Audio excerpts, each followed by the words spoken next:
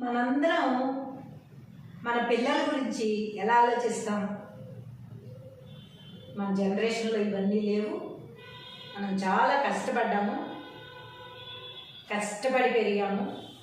కాబట్టి ఇప్పుడు మన పిల్లలు అంత కష్టపడకూడదు.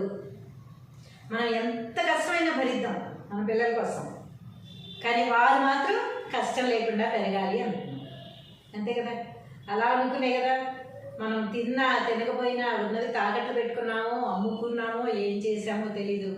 పిల్లల్ని బీటెక్లు, ఎంటెక్లు, ఎంబీబీఎస్లు, 90s కిడ్స్ అందరూ ఏం చదివారు? మంచిగా చదివించి వాళ్ళని సాఫ్ట్వేర్ని, డాక్టర్ని, మంచి మంచి జాబ్స్, మంచి పొజిషన్స్లో లక్షల సంపాదించుకునే విధంగా తీర్చి. కానీ ఆ కష్టం ఏమిటో తెలియకపోతే రేపు వాళ్ళ పిల్లలకి ఎలా చెప్తారు? కష్టం తెలియదు వీళ్ళకి, వాళ్ళకి ఇంకేం చెప్తారు? ఇంక నెక్స్ట్ కిడ్స్ అనేది వీళ్ళు ఈ పొజిషన్లో ఉన్నారు కనుక అంతకు మించి ఉండాలని అనుకుంటారు కదా. కాబట్టి ఒప్పో చేసి కార్లు కొని కార్లలోనే తిప్పుతారు. అంతేగా? ఇంకా వాళ్ళకి నడవడం తెలియదు, ఉదయాన్నే లేవడం తెలియదు, సూర్యోదయం చూడరు. ఇలా ఎన్నో కోల్పోతూ ఉంటారు. బంధాలు, బాంధవ్యాలు, రెస్పెక్ట్ ఇవ్వడం పెద్దల పట్ల ఏమీ తెలియదు. ఎందుకంటే వాళ్ళు ఏం చేస్తే అదే గొప్ప, వాళ్ళు ఏం చెప్తే అదే గారం చేస్తూ ఉంటే వాళ్ళకి కష్టం విలువ తెలియదు. కాబట్టి ఏం నేర్పించాలంటే కష్టపడందే ఏది రాదు అనేది తెలిసేటట్టు చెయ్యాలి. ఒక పొజిషన్కి వెళ్ళాలంటే ఎన్నో కష్టాలు ఉంటాయి, అవన్నీ దాటుకుని మాత్రమే వెళ్ళాలి. ఒకేసారి నీకు హై లెవెల్ పొజిషన్ వచ్చింది అంటే అది నిలబడదు. ఒకేసారి వచ్చింది ఏది కూడా నిలబడదు. అలాంటి చిన్న ఉదాహరణ చెప్తా. ఒక బయాలజీ టీచరు స్టూడెంట్స్కి గొంగళి పురుగు నుంచి సీతాకోక చిలుక ఏ విధంగా వస్తుందో ఎక్స్పెరిమెంట్లో చూపిస్తూ ఉన్నారు. చూపిస్తూ ఒక గూడులో గొంగళి పురుగు ఉంది, గుడ్డు పెట్టి ఉంది. ఆ గొంగళి పురుగే కదా తర్వాత సీతాకోక చిలుక అయ్యేది. కాబట్టి ఇది బయటికి రావడానికి 2 గంటల సమయం పడుతుంది. సో మీరు చుట్టుపక్కల పనులన్నీ చూస్తూ మీరు చదువుకుని చేయవలసిన ఎక్స్పెరిమెంట్స్ ఇంకేమైనా ఉంటే చేసుకుని 2 hours తర్వాత వచ్చి చూడండి, ఇది సీతాకోక చిలుకగా మారుతుంది. కానీ ఈలోపు మీరెవరు దాన్ని బెద్దం పెట్టడం, గుడ్డు పగలగొట్టడం ఇలాంటి పనులు చెయ్యకండి. నాకు వేరే క్లాస్ ఉంది, మరి 2 hours ఒక క్లాసే ఉండదు కదా, ఇప్పటికి 45 minutes కదా ఒక క్లాస్ ఉంది. సో నేను వేరే క్లాస్ చెప్పుకుని మళ్ళీ ఇక్కడికి వస్తాను. వచ్చేసరికి ఆ సీతాకోక చిలుక, అద్భుతమైన సీతాకోక చిలుక బయటకు వస్తుంది, మనందరం చూద్దాము అని చెప్పి ఆ బయాలజీ టీచరు ఈ క్లాస్ పిల్లలకి అప్పచెప్పి వేరే క్లాస్కి వెళ్ళారు. సరే, బాగానే ఉంది. ఈ స్టూడెంట్స్ అందరూ ఎవరి పని వాళ్ళు చెయ్యరు కదా, ఎగ్జైట్మెంట్ ఉంటుంది కదా, ఇది ఎప్పుడు బయటకు వస్తుంది.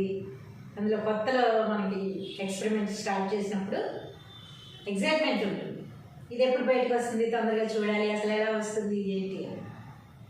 అయితే చూస్తూ ఉన్నారు అక్కడే, ఇంకా వేరే పనులు ఏమీ మానేసి 2 hours కాదు 3 hours అయినా పర్లేదు. అంటే టైం తెలియదు కదా, చాలా మంది స్టూడెంట్స్ ఉన్నప్పుడు చక్కగా మాట్లాడుకుంటూ జోకులు వేసుకుంటూ అది ఇది టైంపాస్ అయిపోతూ ఉంటుంది.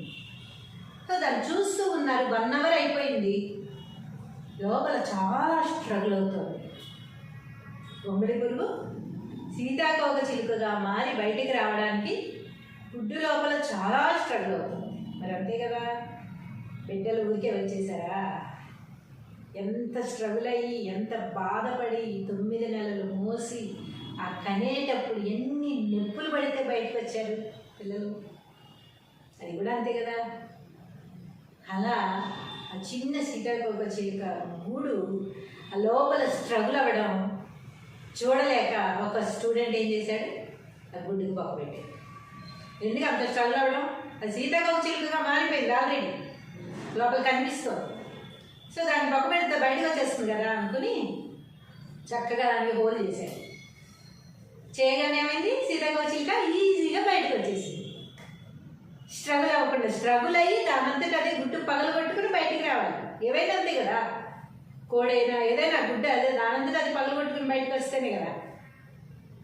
ఇప్పుడు మనం కూడా 9 నెలలు నిండి బిడ్డ పూర్తిగా డెలివరీకి రెడీగా ఉన్నాడు అంటేనే డెలివరీ చేస్తారు. కానీ నేను మొయ్యలేకపోతున్నానండి, నాకు 7 నెలలు అయిపోయిందిగా చేసేదా అంటే చేస్తారా?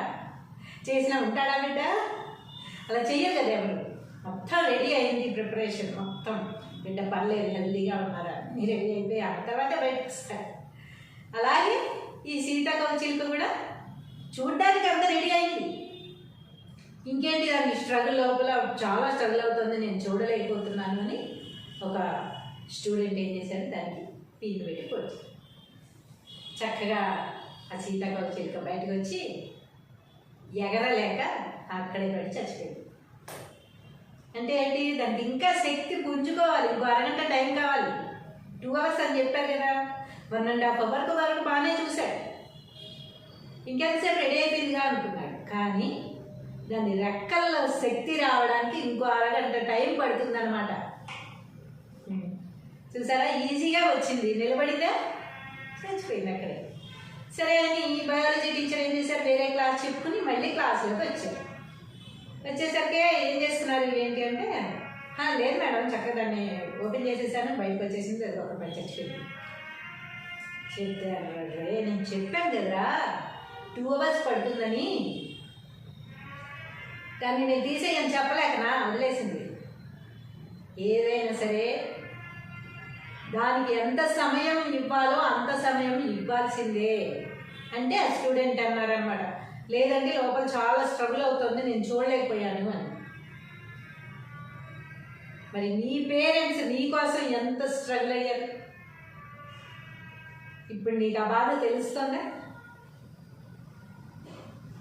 స్ట్రగుల్ అయితే చూడలేకపోవడం కాదు, టీచర్ చెప్పారు, స్ట్రగుల్ అయితేనే బలంగా నిలబడగలదు. ఎంత స్ట్రగుల్ అయితే అంత బలంగా నిలబడతాం. లేదు ఈజీగా నాకు వచ్చేయాలి, రాత్రికి రాత్రే నేను తిరగబడిపోయే జీవితాలు అంటారు చూసారా, అది వెంటనే మళ్ళీ ఇది కూడా తిరగబడిపోతుంది. స్ట్రగుల్ అవ్వాలి, జీవితంలో స్ట్రగుల్ అవ్వాలి.